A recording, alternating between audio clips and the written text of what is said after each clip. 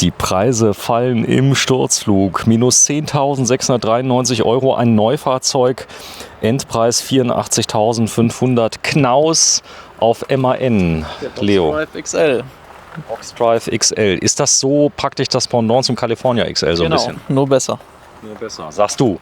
Sag ich und lasst euch überzeugen. Leo, wenn du mal kurz nach links kommst zu mir, dann zeigen wir mal. Der hat jetzt eine lackierte Stoßstange. Könnte man die anschließend immer noch lackieren? Richtig, die können wir auch lackieren lassen über den Lackierer nochmal. So, hier steht da 2 Versionen. Wie viele MANs hast du denn noch? Und wird der denn noch gebaut bei Knaus? Der wird noch weiterhin gebaut im Kastenwagenbereich. Von den Fahrzeugen habe ich jetzt noch 6 am Lager. So, 6 Stück. Ihr seid einer der größten Knaushändler Deutschlands. Macht das Ganze seit über 40 Jahren. Der Aufbau ist der jetzt identisch oben, der Aufbau, oder ist das ein eigener Knausaufbau? Der Aufbau oben ist identisch, aber der Ausbau ist auf Knaus-Niveau. Also das heißt, wir haben eigentlich ein VW California auf MAN. Ja. Kommt der denn ab Werk schon mit diesem Aufbau von MAN? Ja, der kommt schon von dem Aufbauhersteller so.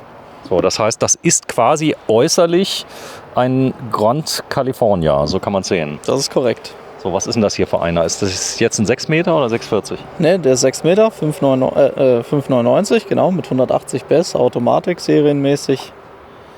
Und ja, Navi, Rückfahrkamera. Wir gucken gleich rein. Also ich habe heute viel gelernt. Ich habe gedacht, die hätten den nur kopiert. Nein, du kriegst ja auch bei Volkswagen den California zum Beispiel in der Version, wo du nur das Aufstelldach kriegst und sonst ist alles Innenoriginal. Das geht ja auch. Ja. Aber du sagst auf Niveau von Knaus, der eine hat Fans, der andere hat Fans. Das fängt schon außen an. Ich finde den California ein bisschen nüchtern, weil außen die Beklebung, die fehlt. Also alles ein bisschen cleaner bei California. Hier ist steril. Zu steril, sagen viele. Andere sagen, gefällt mir. Ja. Aber die Fans sind schon da. Und hier die Ausstattung sieht man sehr schön. Hier kannst du LED nachrüsten, oder? Ja, das geht auch. Preis? Über die Osram 140 Euro. 140 Euro, dann hast du Osram-LEDs drin. Der Unterschied wie Tag und Nacht, oder? Das ist richtig, das hast du gut gesagt. So, obendrauf, das Dach ist, was für Material? Ist das GFK? Das ist ein GFK oder LFI bei dem Fahrzeug. So, wir gucken mal drumherum. Zeigen es mal von der Seite. Die sind jetzt reduziert. Da ist aber nichts dran. Das heißt, die hatten jetzt keine Erstzulassung, das sind keine Vermieter. Ich bin der Erste im Brief. Die sind der Erste im Brief und ja, der ist neu. Da sind die Backen drin. Mach mal auf hinten bitte. Rahmenbündige Fenster. Kuschelpaket, sehe ich schon. Decken, all das ist dabei. Kissen, genau. Die Bettmaße? Die Bettmaße bist du bei 1,94 und knapp 1,40. Wow. Das heißt, du kannst richtig quer schlafen. Gut, das machen die Backen hier. So, Genau. das eben gesagt, besser als der VW Grand California. Ja, da musst du jetzt wohnlicher. natürlich ein bisschen was erzählen dazu. Ja, der ist deutlich wohnlicher, angenehmer. Der ist ja, vom Interieur nicht so steril, keine Zahnarztpraxis, wie man es sonst kennt beim Cali. Das war so, ich habe ja die Studie gefilmt. XXL hieß die Studie damals, Ja. vor 4, 5 Jahren. Da war er noch steriler. Das hier ist eher, wie du sagst, mehr Holzfarben. Genau. Das andere ist weiß. Das andere hat natürlich auch seine Fans, muss man schon sagen. Schön mit dem Filz eingearbeitet, kratzfester, stoßfester. Die Elektronik besser verbaut, den Wassertank mit der Gaspatrone innenliegend.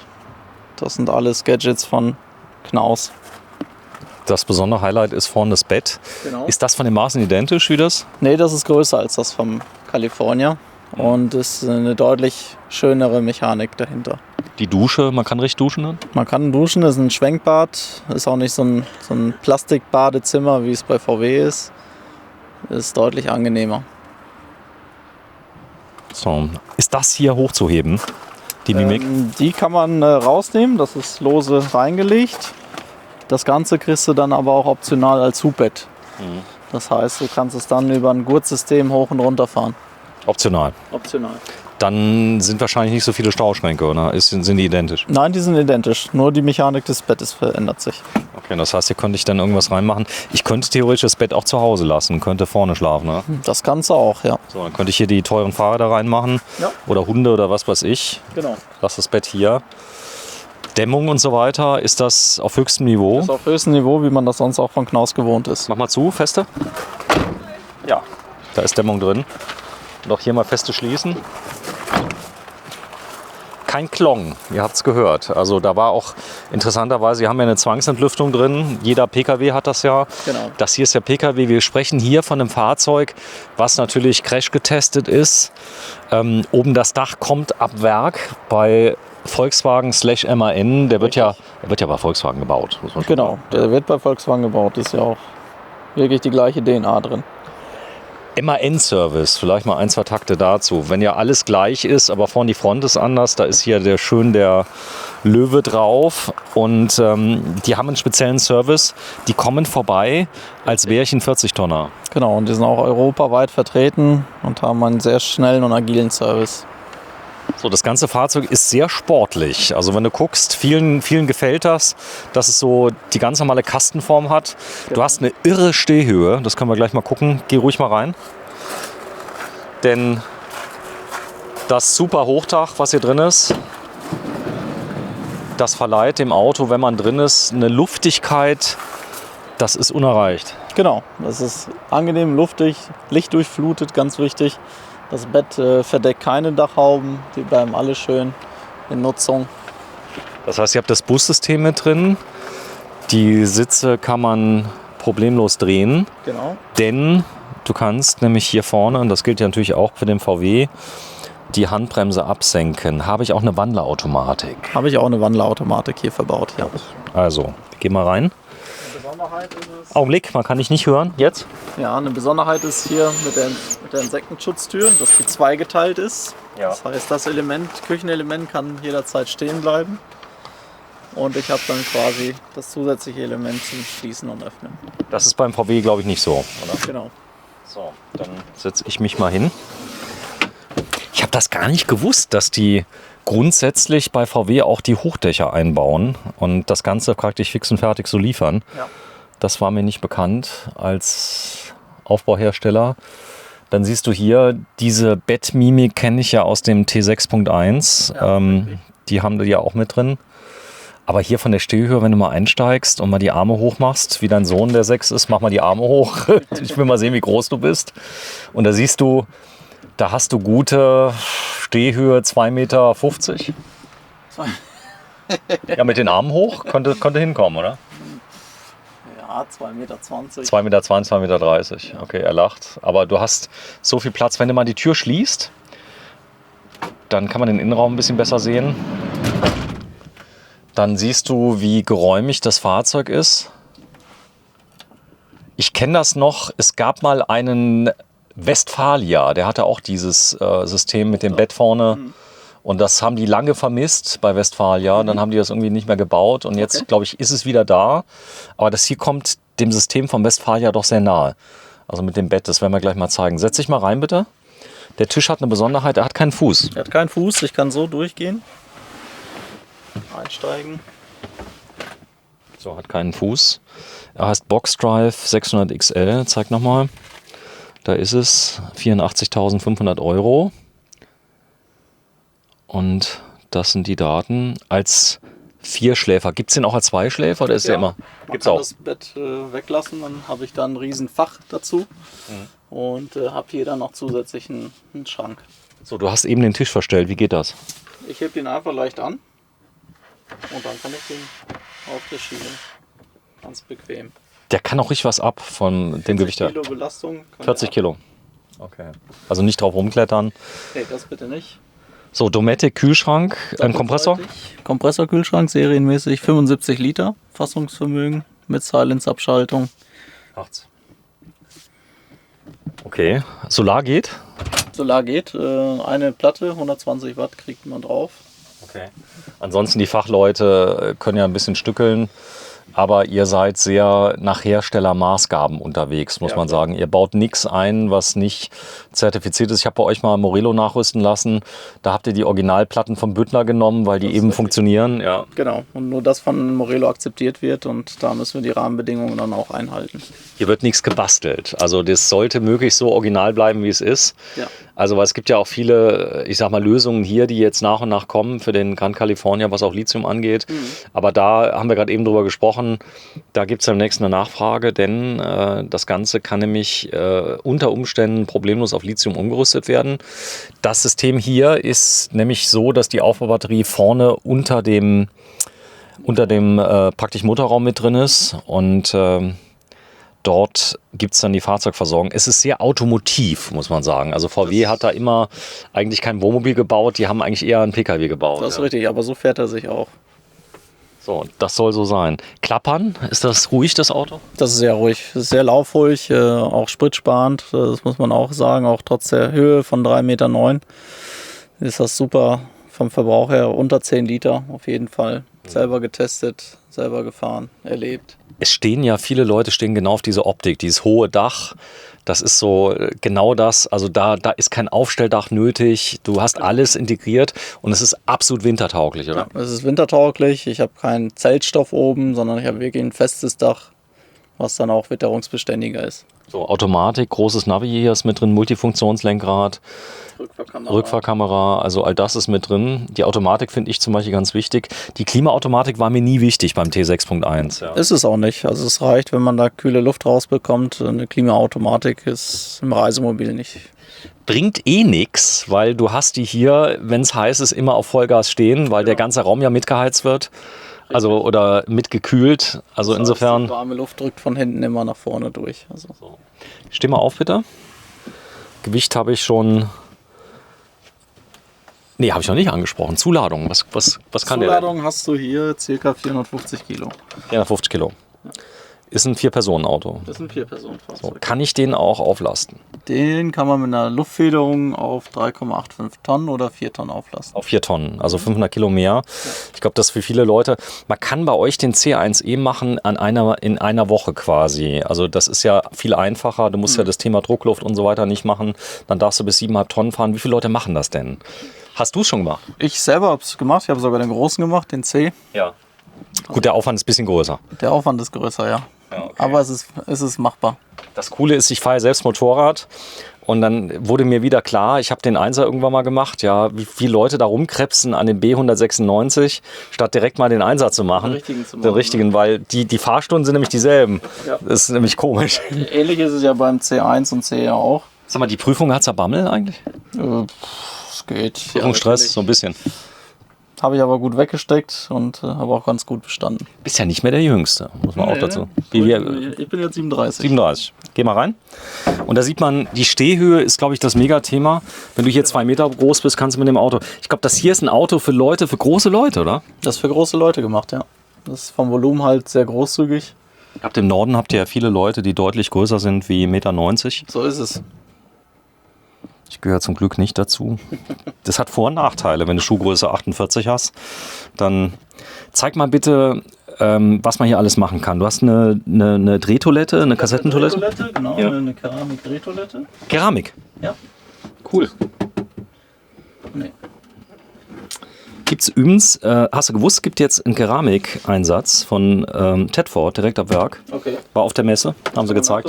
Kann man nachrüsten. Also dazu dann hast du hier ein schönes Fensterchen drin, da kann man auch Außendusche machen. Außendusche oder dann halt auch Frischluft natürlich zum Lüften. Hab natürlich auch einen Dachpilz oben nochmal. Als Entlüftung. Und hab hier Kleider, eine Garderobe und eine kleine Ablage für. Ist hinter dem Spiegel oder ist das Schwenkbad hier? Das ist ein Schwenkbad. So, und dann hast du Ablagefächer hier noch drin. Genau. Kannst du dann noch jede Menge Sachen reinmachen. Und hier oben auch nochmal. So, und dann, wenn du duschen willst, zeigen wir mal gerade. Löse ich den einmal? Ja. Schwenke ich das einmal zur Seite. Das war's. Öffnest das. Mann, wir sind hier in einem... Und ich habe hier noch den Vorhang. Dann ist die Tür auch dann spritzgeschützt. Tschüss, sage ich nur. Ich muss noch ein bisschen drehen heute. So, wir haben noch 9 Videos vor uns, aber das kriegen wir hin. Also, ich denke, wir müssen mal das Bett vorne zeigen. Das ist nämlich riesig. Das ist riesig. Zeig mal bitte. Also das Bett sieht so unscheinbar aus. Was mache ich denn mit den ganzen Auflagen? Kann ich die hier oben reindrücken? Die Auflagen können liegen bleiben. Ich kann auch die Bettwäsche drauf liegen lassen. Jetzt das vielleicht ein bisschen besser sehen. Ja. Und dann musst du mich einmal durchlassen. Ja, ich komme. Jetzt müssen wir uns einmal falten. Zeige ich dir das eben. Muss nur leicht angehoben werden. Dann sieht man das. Ziehst es raus.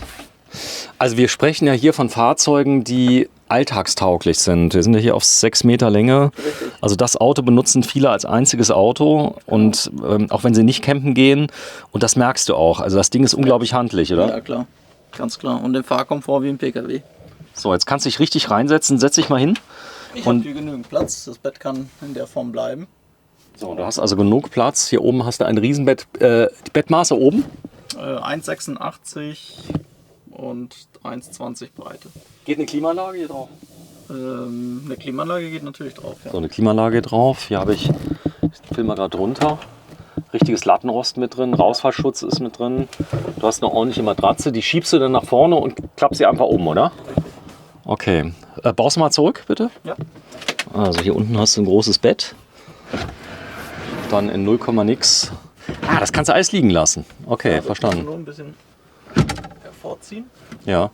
Rastet das ein, so dass es dann während der Fahrt auch nicht klappert und Das ist das typische Bett von Westfalia. Also was die eigentlich schon in dem James Cook da hatten über x Jahre. Und das kennen die Leute. Kann ich ja auch erweitern hier bei der Sitzgruppe eigentlich? ja, auch hier kann ich das klassisch wie bei Knaus gewohnt, das rausziehen. Und auch hier wieder die dreistufige Verstellung.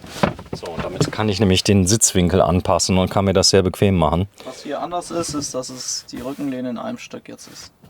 Okay, verstanden. Was ist das für ein Modell hier? Ist das ein 24er? Das sind 23. 23er. Genau. Ändern die sich zu 24 äußerlich? Nein, Innen? auch nicht. Auch nicht. Also ein Durchläufer. Ist ein Durchläufer.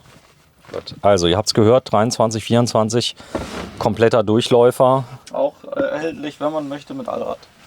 Mit Allrad. Mit Allrad erhältlich. So, aber dann nur 4 Tonnen. Ne? Dann nur 4 Tonnen. Das ist Okay. Der Nachteil ist, am 24er ist teurer geworden. natürlich, die sind Ja. teurer. Und ihr habt Also jetzt jetzt als Schnäppchen zupacken und dann über 10% eben noch sparen. So, 2 Flammen Kochfeld, 2 Flammen Kochfeld, Spüle. Herzanzündung, Spüle mit Schneidebrett. Ah ja. Sehr schön. Und ich filme mal gerade hinten rein. Was ich cool finde, ist, dieses Auto ist eigentlich des Ausbauers Albtraum, weil nichts an dem Auto gerade ist, noch nicht mal das Dach. Nein, Das ist nichts gerade. Es geht alles schräg nach oben zu. Traum. Also ich glaube, die haben da an den CAD-Systemen, als sie den geplant haben, richtig zu tun gehabt. Ja. Zeig mal bitte das Volumen, weil selbst das Volumen der Schränke, das geht hin und verjüngt sich nach hinten, sodass kein Schrank ist gleich, oder? Nee. Da ist jeder Schrank, also vom Volumen her, wenn du mal gerade reinfasst in den ganz hinteren mit der Hand, da siehst du, also der ist relativ tief Ja. und der hier vorne ist relativ, ja, du hast immer weniger Platz, je weiter, ich hätte gedacht, es wäre umgekehrt. Ja. Du hast also hinten hast du richtig viel Platz. Hinten ist es tiefer, ja. Okay, jetzt steig mal bitte aufs Bett drauf.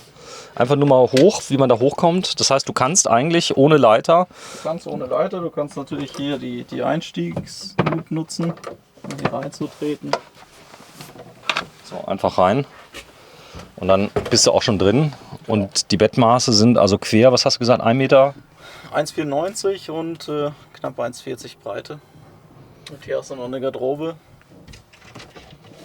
Also ich stelle mir das so richtig vor mit dem Allrad. Die meisten nehmen ja kein Allrad, muss man sagen. Also in den meisten Fällen nehmen die. Nicht, nein, Nee. aber Geht. es geht. Ist es viel teurer, Allrad? Ja, 6.000. 6.000, ja. Gut, also Allrad würde gehen, als permanenter Allrad ist das, gell? So, der da ist, kennt man ja von Volkswagen, der ist ganz gut. Und das ist jetzt verfügbar. Ansonsten hat der Frontantrieb, gell? Ja, der Frontantrieb, ja. Ja, komm mal runter. Von hinten haben wir es gezeigt. Wie viel sind noch da von denen? Wir haben noch 6 Fahrzeuge und 6 in der Mietflotte.